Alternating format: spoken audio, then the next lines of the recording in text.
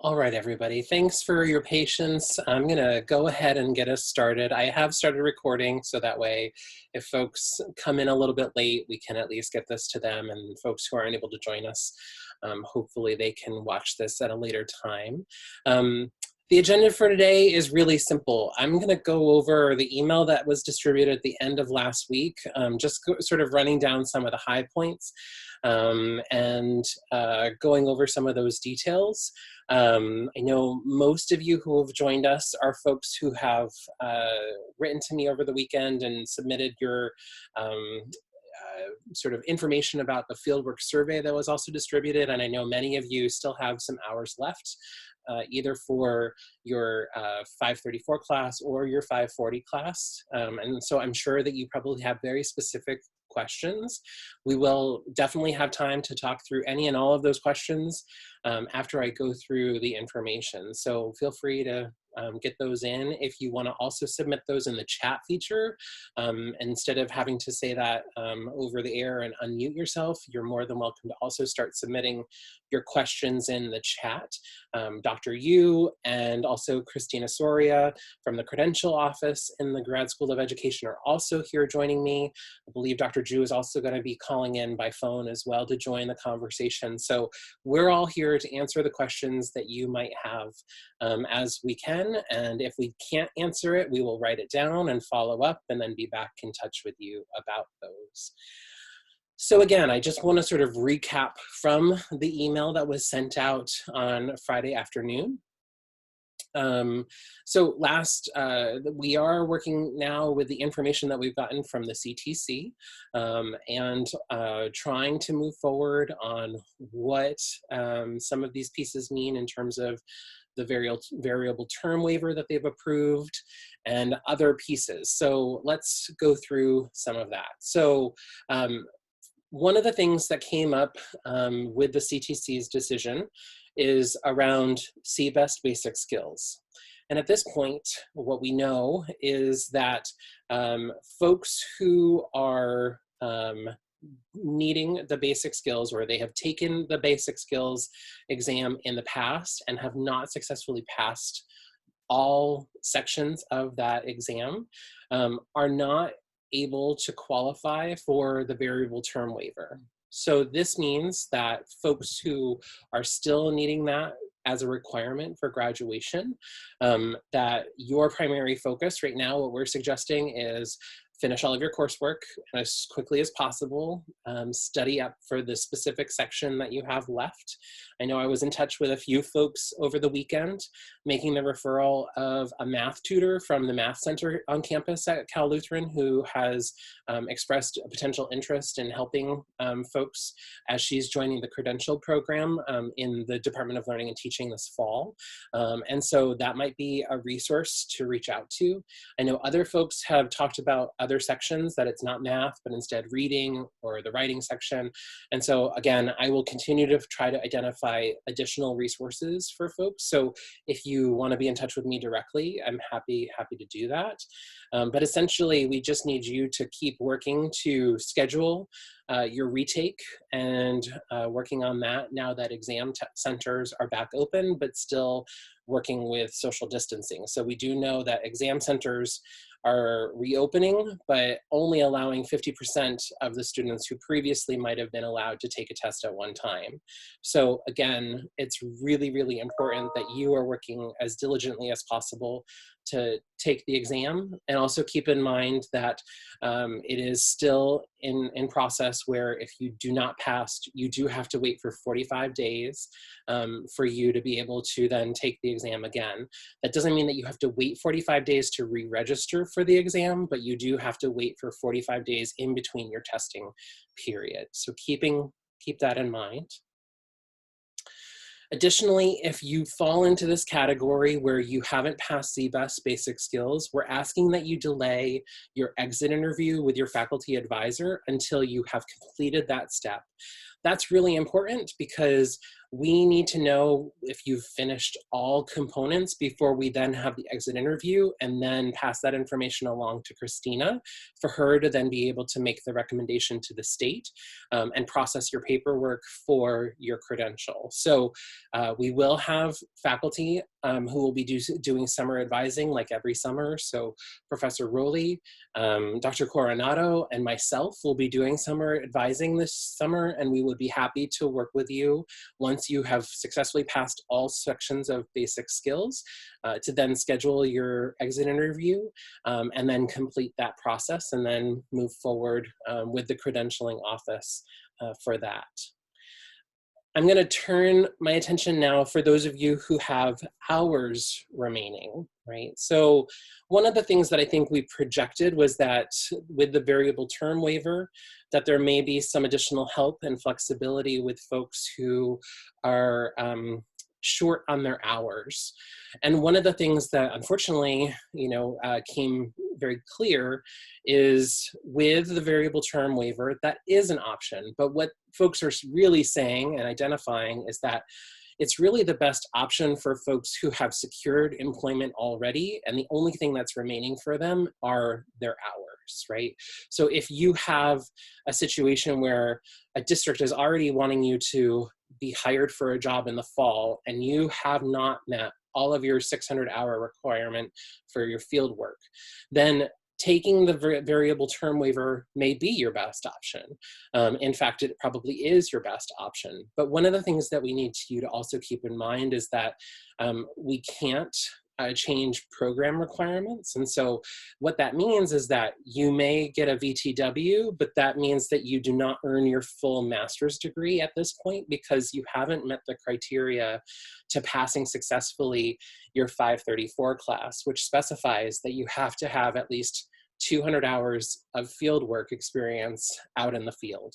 And so we can't make a change to that criteria.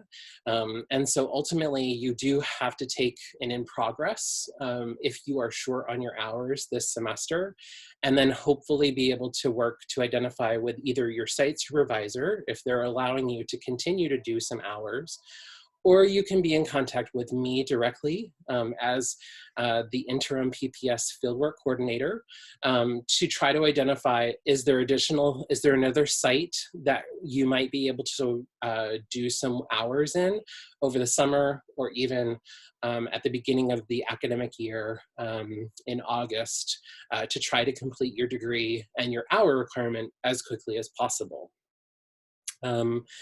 Again, one of the things that we also recognize is that with the variable term waiver, there is the potential that many institutions, districts, may take a look at the candidate pool, and if there is a vacancy for a school counselor, the choice of a candidate who has a master's degree and a PPS credential already established versus someone who doesn't yet have a master's degree and it only has a variable term waiver. Our concern is that districts may not necessarily count the VTW in the same way as a PPS credential. And in some ways that's true because you have requirements that you still need to complete, although we certainly will be supporting those folks who do take a variable term waiver. But one of the things that we also know is that for some of you, if you have to do the variable term waiver, the VTW, you also have to pay a credential fee. And you might finish within a couple of months, if you're able with your site supervisor to continue working on site over the summer and assisting on different projects or different work. And then you suddenly have to apply for your PPS credential and pay another credentialing fee. We are concerned about the amount of money that you're then having to spend that doesn't necessarily advance you to the ways that you would want. So again, we're really strongly encouraging folks, if you have a job offer in hand, we can talk to you about the VTW. But if you don't, it may be to your benefit to continue to try to get your hours as quickly as possible completed. and then be able to then apply for your full PPS credential over the course of the summer, or by the end of the summer, if possible. Again, for some folks, if they needed to go into the fall, then certainly taking that time as well. Although we know that many of you are really wanting to jump on the job market as quickly as possible. But I know we did pose the question. So I know Christina asked the question recently to folks, districts in the area. And again, some of the feedback that we got around will they take a VTW instead of the master's and the full PPS credential. There was a lot of silence around that and not a lot of clear answers. So again, this is just something that we are concerned about. So again, with all of that said, we feel it would be really important for you to have some direct conversations with your site supervisors and trying to figure out what is possible. If hours can be done, terrific. Then I encourage you to do what you can to keep whittling down to meet the hours requirements that's set forth for what you need to complete in 534, as well as 540 if you're in the CWA fieldwork class. If you, however, are unable to be on site, your site supervisor or your district or your school is not allowing you to do any virtual online hours, then I encourage you to be in touch with me so that way we can talk about further next steps and options. And I'm more than happy to assist in trying to see what might be possible for you, given every single person's specific and unique situation. So again, wanting to just support you in that way. The last thing that I want to say as well, before we open it up and I ask my colleagues if there's other things that I've potentially missed, is also just to remind folks that if you have are short of hours for the CWA credential and for the 540 class, it's really important to keep in mind that your CWA credential is completely separate from the PPS credential, right? So one of the things that's really important to recognize is that you have to be, you can get both credentials at the same time, but you cannot be credentialed for the CWA without first being credentialed for the PPS. So, you know, if you finish your CWA hours, but you haven't been able to finish your 534 hours, we can't necessarily give you the CWA recommendation without the PPS 534 hour requirement being completed. So we want to just specify that because again, those are two different pieces. So if you are in a situation where you, you know, hopefully can get your hours for your 534 completed, that's priority number one. And then for 540, you can take an in-progress grade and then work with your current instructors of your class as well as your site supervisors to figure out what might be options for the remainder of the school year and into the summer. If you need to also continue on into the fall, you're able to do that.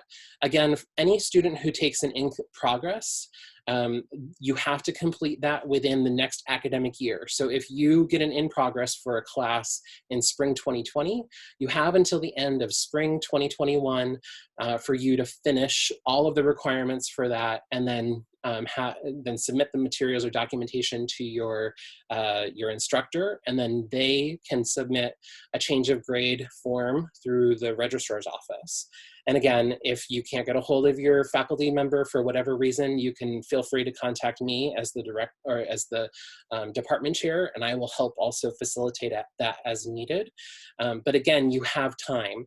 It also means that you don't have to pay extra money, right? So I know that was an initial concern. If I take an in progress, does that mean that I have to pay an extra fee or repeat something? No, as long as you complete your hours within that next academic year, you do not have to pay anything further. You've already paid for the units for this course and your field studies fee. So there's no need for you to pay anything further for the program as long as you're continuing to do the work and finish within that academic year. So at this point, I'm going to turn it over and just say to my colleagues, if there's anything that I missed that they want to sort of fill in a gap, I'd welcome that. So Christina or Dr. Yu or Dr. Ju, is there anything that I've missed that you want to highlight? I just want everyone to know that if you do continue through the program, just traditionally finishing your hours, you can submit your recommendation application, or anyway, I could recommend you for the clear credential at any time. Like, you don't have to wait until the end of fall semester or end of summer. Whenever your document is ready to go and your grade is posted, then I'll be able to recommend you. I just don't want anyone to think that I only recommend twice a semester. And no, I can recommend every day if I need to, whenever I need to. So whenever you're ready, I could submit your recommendation. Thanks, Christina. That's a helpful reminder. Anything else that I missed from my colleagues that they think might be important to raise? Okay, so for those of you who have joined the call, I anticipate that you might have some questions. And again, if you want to unmute yourself, or if you want to send them into the chat and write them and type them in, but we're here to answer questions. And so again, I turn it over to you. If there are questions that you have, we'd love to help answer them as much as possible.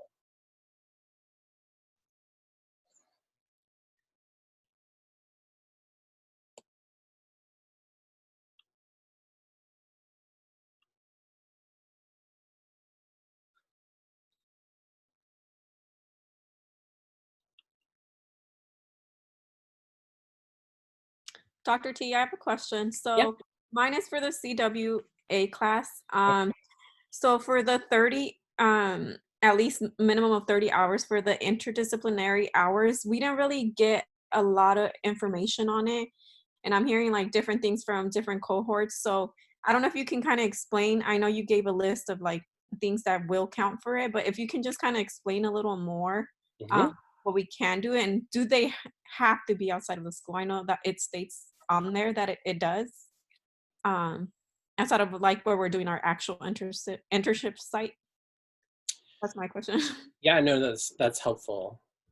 So I'm just opening up the past email that I sent out back at the beginning of April, just so that I can make sure that we're consistent.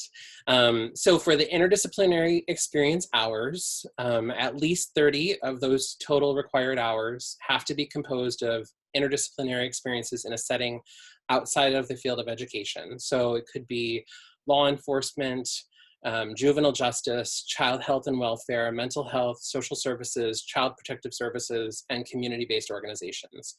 They can also be included but not be limited to researching CWA-related service agencies and developing resource guides for families to accrue hours. So one of the things that we had said is that if your site supervisor would allow you to do some research and create a resource guide for families around things that were necessary in the COVID-19 time, that would be a way for you to count interdisciplinary experience hours while still connected to education, but not quite, right? So partly because you're doing the research of these different agencies and different supports that would be accessible to students and their families.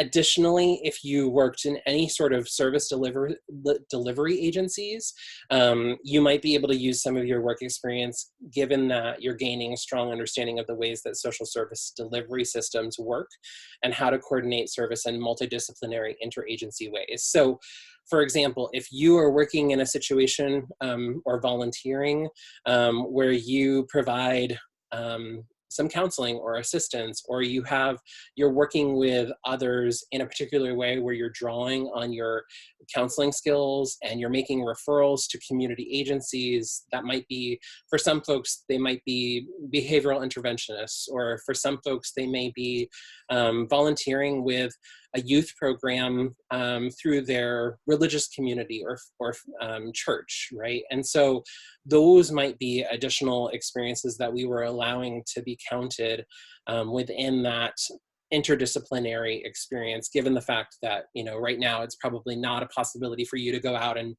do join police officers for, you know, a night ride or some of those pieces that historically would have been accounted within the CWA interdisciplinary experience.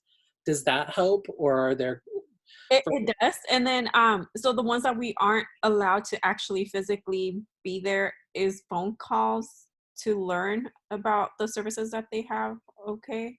Yes. So Okay. if you have done phone calls or done investigation to try to understand those pieces, I'm seeing Dr. Yu nod, and I would agree. I think that's certainly the type of work that we're sort of looking for in terms of what might be appropriate in this area, because you're still learning about the resources. You're still gaining that expertise and experience. Okay. Yes, Dr. Yu. Yeah, can I just add that if you're doing those kinds of things, many schools do have these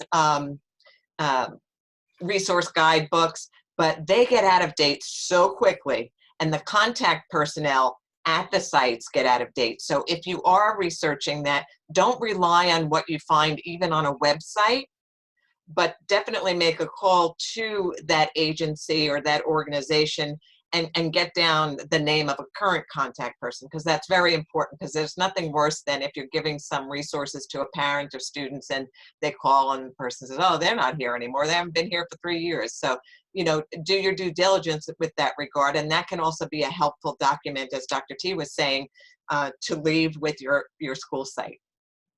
Thank you. Thank you.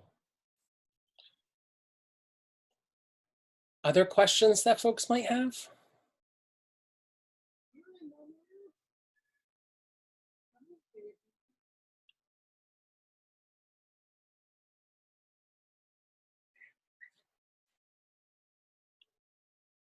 Don't be shy. If you have questions, feel free to just let us know, unmute.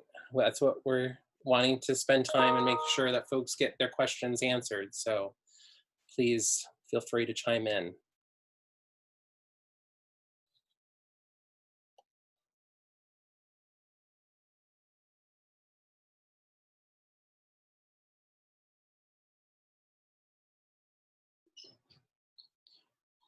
So I don't want to take up time if folks don't have further questions and keep folks unnecessarily. So again, I'm just going to give a little pause. Any last questions that folks have that we can help answer?